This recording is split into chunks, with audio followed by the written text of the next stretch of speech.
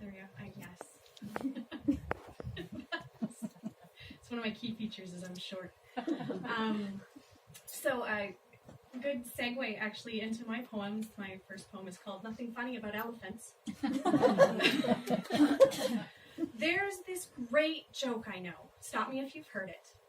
It starts with 5 men trying to describe an elephant in the room.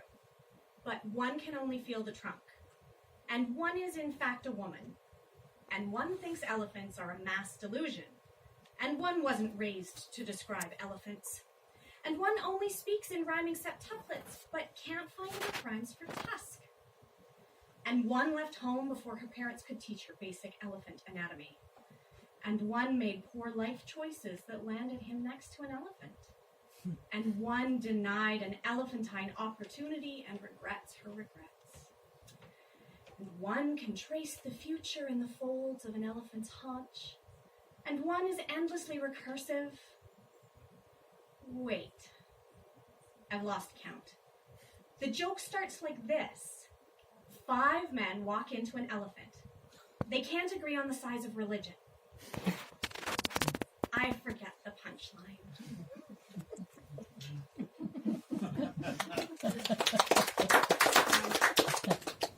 So Rhea mentioned that I recently moved back from Vancouver, and so this is a poem that I wrote as we were actually a few months before we decided to move back to Edmonton. Prairie girl, what are you doing in love with these mountains and reading tides like your mother tongue? You have no business knowing the stories beneath these sidewalks. Studying moss with your fingertips, teaching your children to talk to trees. You don't know the names inside. Never learned native grasses where your feet pulled up roots. You don't know your depth to bedrock. Your skin borrowed the polish of sand. You grew weedy and shrubbish. These nurse log nutrients are not for you.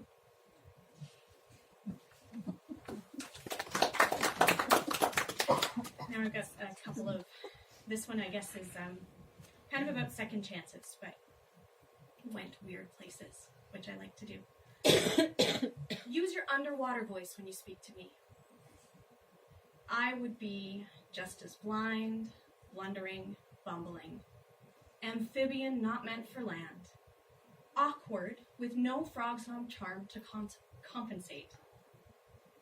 Remember then, frightening tameness juxtaposed wild emotion. I could build no home for either.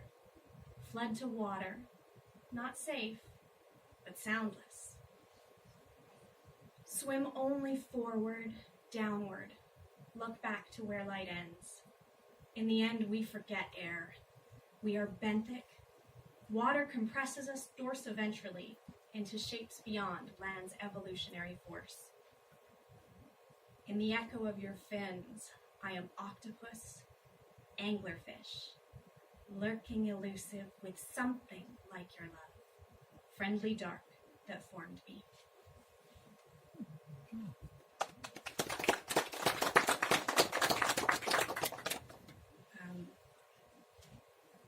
So this is sort of about being married for a long time. My husband and I just celebrated our 12th anniversary a couple weeks ago, and it's not what you think, but it is a little bit about being married for a while.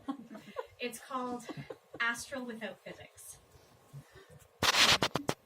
When I'm tired, I want you to be afraid of me, to be afraid of being pulled into a new kind of black hole that holds you on the cusp.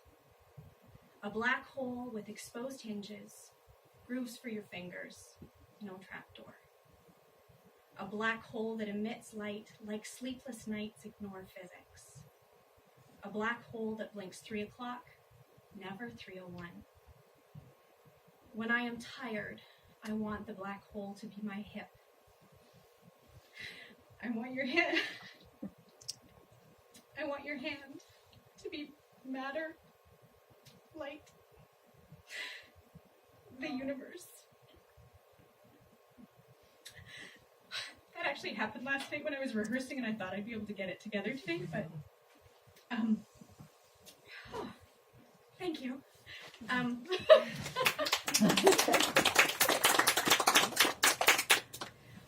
And so the last two poems that I have are part of a series that I'm working on. We'll see how far it gets. I hate writing advice. I absolutely hate it. And every time I hear writing advice, I get angry. And so I started writing poems about it. But they, again, kind of took a different direction. So this first one is anti-advice for young writers: how to kill your darlings and get away with it. Before you lay you down to sleep, say a prayer for the adjectives. Kiss adverbs on the forehead. Gather commas in your arms and calm their frenzied breathing. You'd best learn to wake midnight, to creep bedside, to soothe the throats of cliches before carotids are sliced, to mix silent tears into poison, to be dropped in the ears of verbs already weak from overuse. You will dream editorial notation, queries, incisions through cherished assonance. The king of dreams is a surgeon, an alchemist, a topiarist, a syntactician. The king of dreams is not a poet anymore.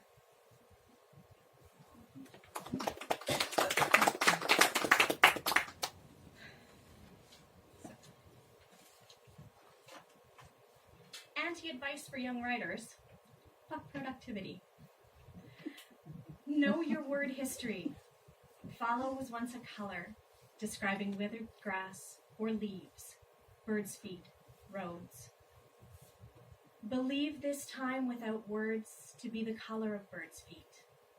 Kick through withered leaves in the gutter. Wonder if birds become hopeless. They might know famine is temporary or survivable. Do they know better than to dig up dirt when it's resting? Do you? Fallow doesn't end with color, obviously. 500 years ago, color became soil, tilled, unplanted. We must revisit primary school for a lesson in crop rotation. Soil, resting one field at a time. Earth, churned over and abandoned. Anaerobic bacteria, exposed and left to die so richer crops can grow. Eventually.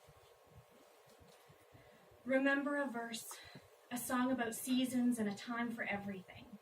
A time to mourn, a time to rest, a time to refrain from embracing every worn idea that withers in your barren mind. Unless you've forgotten, you are still yellow-gray feudal color, churning soil, seeding and reseeding without germination. No, silence belongs to withered leaves. Grass withers at the height of summer in the West Coast rainforest. No season is safe from sallow gray absence.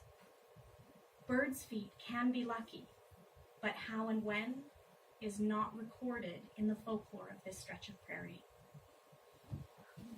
Thank you.